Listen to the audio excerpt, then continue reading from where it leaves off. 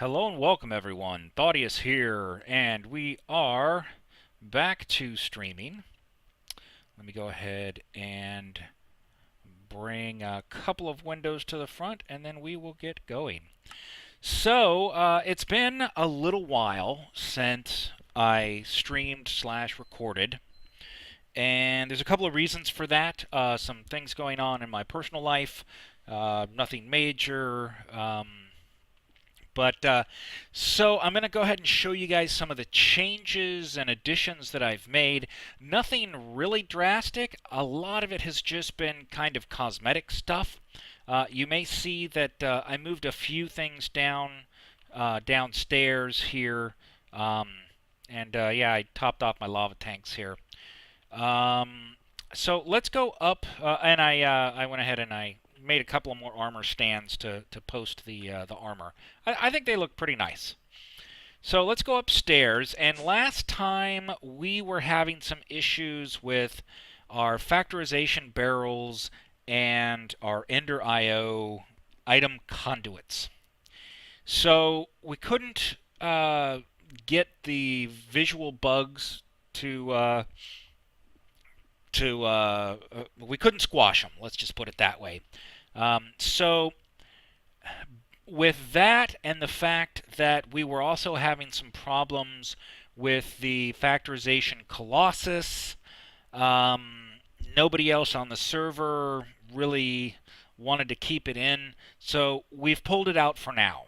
Factorization is now no longer in the mod pack. Hopefully we'll be able to add it back in at another time, or perhaps in a future version of the mod pack. Right now I think we're on 1.2 or maybe 1.3. And so perhaps in the future we'll either bring factorization back or we'll go ahead and pick another tech mod to put in its place. So for the meantime, we have put Jabba back into the mod pack. It was in some of the earlier versions of the mod pack that we had going. Since we had the barrels in factorization, I held back on putting Jabba in, but we definitely need some type of storage, so we've put Jabba back in. Maybe if we go with something like applied energistics in the future, I would pull Jabba back out. But we'll see on that. That's discussions down the road with myself and the rest of the Team Apocalypse Gamers group on what we're going to do with that. So we still have our little Stirling generator here. We have our alloy smelter with our upgraded capacitor in it, so it holds 200,000 RF, and then our sag mill, which is doing most of the work. I'm not really using the smeltery for much other than things that have to be done in it, like making the clear glass here, or working with certain alloys that I need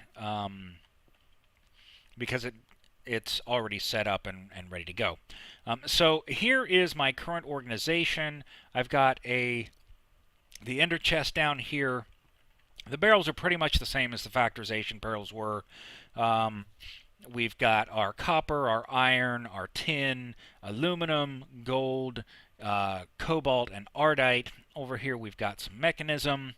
And then over here we've got the wall of stuff, or pretty much just a separate storage room. Since we took out factorization, I don't need 4 rooms on the top level for tech mods. So here you can see we've got some emerald ore and some diamond ore, some redstone ore, and one of the reasons why I've got the redstone ore is because I can get a lot more redstone by processing the ore than I can using, say, even a Fortune 3 pickaxe on it. Same thing with the lapis lazuli. Let me go ahead and pull out Okay, good. I just wanted to make sure I didn't have any of my bags currently active. Oh, and there were some more king slimes that showed up. So I don't remember if I showed you guys the king slime cleaver, but I've got that and I've been using that. It's up to a plus 18 damage. The one that I originally made is only a 14. So I'm kind of using them both, leveling them up, seeing what I get on them. The only way to get a full slime tool or weapon is by killing the king slime, because with the iguana tinker tweaks you cannot make certain parts out of slime, or many other things as well. I upgraded my bolts to manulin. I now have 420 bolts. Reinforced, fiery, auto repair, some sharpness. So they're pretty good. They do plus 12 attack, and then we get. It says maximum damage here is only a 15.3 on the crossbow. So I either need to upgrade it to allow it to shoot harder, or something like that.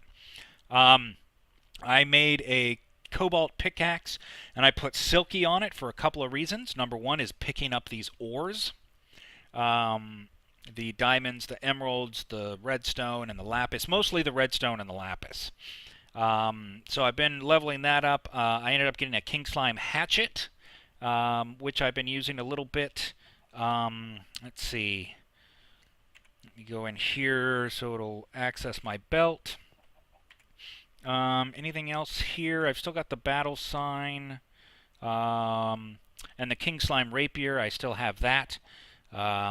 It does 9 damage, and since it bypasses armor, this thing will kill those heavily armored zombies pretty quickly.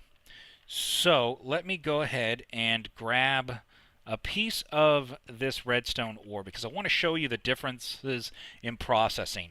So I might be able to get 4, or if I'm really lucky, maybe 5, I think is probably about the max with looting 3. I'm not exactly sure. But let's go ahead and take a look. And this is the only thing that can be made with it directly. But if I smelt it, I get 1 redstone. That's your normal output. If I put it in an enrichment chamber, I'll get 12 out of 1. So this is what I'm looking at. If I put it in a sag mill, I'd get 8. 8's pretty good, with a 20% chance at getting a 9th one. A little bit of silicon, some cobblestone. Okay, but this is the one that we want. Well, the enrichment chamber is mechanism, so it's time to go ahead and start building with mechanism. At least a little bit, so that I can at least get this enrichment chamber, because the same thing, the same process works with the lapis, and I have almost no lapis. If we look at the diamond ore, if we put it in an enrichment chamber, we're guaranteed 2. If we put it in a sag mill, we have a 25% chance of getting 2. So I'm hesitant to use either method, because with looting, I've actually seen 3, if not 4. And I believe it's exactly the same for the emeralds. Of course, emeralds are pretty easy to get from trading. See, I can always put it into the smeltery, and it says 1280. How much does that give us? So we'd get 2 if we put it into a smeltery. I don't know what we would use liquefied emerald for, but if it's 640 for a to make one, then that would mean that we'd get 2 if we actually put it into a smeltery. And yeah, that would be a lot to get a block. We can bottle it. I am curious if this would be useful. Yeah, no, I don't see any other uses for it. Okay. So for these, I'll want to go ahead and use, I actually have on Justice here, I have Fortune 3. So that's probably the route I'm going to want to go. is just go ahead and put it down, and I'll do that and see how many I get. And I should come out, honestly, with more than 2 per block, per ore. A little bit of a graphic glitch here with the Quicksilver and the Amber, both from Thaumcraft, so something with the way those are drawn. Let's see. You can see the other stuff we've got. We've got a little bit of snow, some salt. Let's see. Getting a little bit low on the obsidian. I've been using a lot of these bricks. You can see I'm almost completely out of the cracked bricks because I've been using them a lot. The others I've got quite a few of. Over here we've got quite a few heads. I ended up getting a zombie pigman head. I don't remember if I had that on stream, but I think I did. We've got lots of ender pearls, so that's beautiful. Let's see. Other than that, over on this side is kind of our vegetation section, I guess you could call it. I don't have everything in there, but I don't really need to store everything in there. Mostly it's things that I pick up when I'm out adventuring that I want to just go ahead and throw inside the ender pouch here. So at this point here, let's go ahead and look at what we need to get some mechanism going. I may or may not sleep through the night. It kind of depends on how busy my turrets are. They've been doing really well. I also wanted to show you, I've finally started working on my basement. So, yeah. So far I've got one skeleton spawner and one zombie spawner. I haven't finished with the zombie spawner yet. I need to make some more dispensers. I tried using the fans from open blocks, and I've used them before, but they tend to have some issues where the force of the fan actually will go outside of this wall. So for some reason the air blowing isn't stopped by the actual wall here, which you would expect it to be. So basically I've just got a light switch here that turns that off, and then I've got a button here which will turn on the water to push them. So once I get some more spawners, I'll put them in here so that you know, we'll have more spawners in here to get more, because with one it's really not spawning all that much. I realize it doesn't have a large area with which to spawn on, and I thought that it went all the way to the door. No, I guess it's one short of the door. So maybe what I want to do is move those dispensers in one row, or I could always move them up one row, and then that would cause it to go all the way. But I don't want it to actually go down there, so I wonder if I could just move the two on the ends, and that would work. Okay, so all we got to do is we'll turn the lights back on. Everybody should come down here, and basically all I've got is a little kill area here. And yes, I do enough damage with the King Slime Cleaver to one-shot anything not wearing armor, basically. And I can hear my turrets firing upstairs. For some reason, these guys don't want to come out. So you just push that again, and the dispensers turn off. I'm just going to go in and wreck them. And we'll close the door. And I'm just going to go ahead and put the drops down in here. So you can see we're collecting quite a bit of stuff. Not a lot, because I haven't been doing it very much. This one here is going to be a blaze spawner, and I thought I left all the lights on.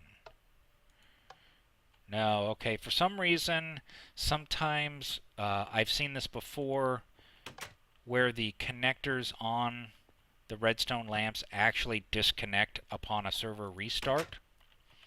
I don't know if it's absolutely the server restart or just me logging out and logging back in.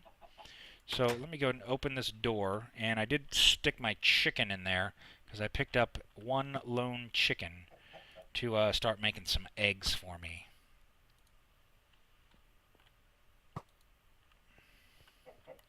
So all you got to do is right-click on the side where you want it to connect to a block, very similar to how the RedNet cable from Mind Factory Reloaded works.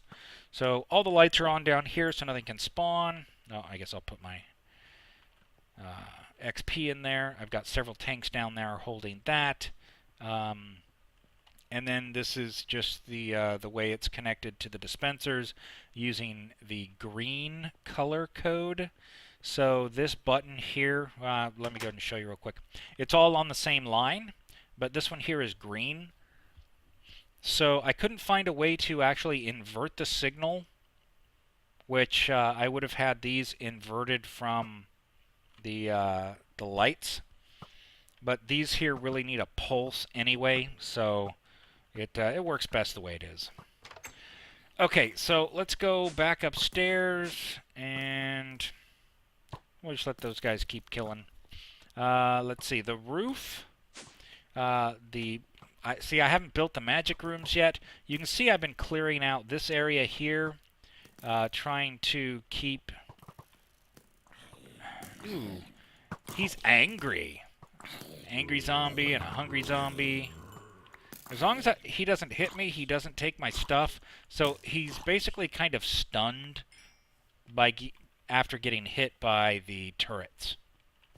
Which is, hey, kind of a nice deal, actually, I think. So it looks like we picked up some more armor there. Oh, nice, some more steel. Let's go see if I need any of this repaired. Hey, what's up, Cassidy? This is a mod pack built by my group, Team Apocalypse Gamers. This is our survival world hosted by Bisect Hosting. So, there we go. Just kind of trying to get these all filled up. Eventually, I'm planning to make, maybe not an army, but I'm definitely going to have a few of the golems that you can arm. You can put armor and give them weapons and stuff. So that's kind of why I'm holding on to that stuff. So we can just go and throw this stuff into here. So let's go ahead and get started on some mechanism.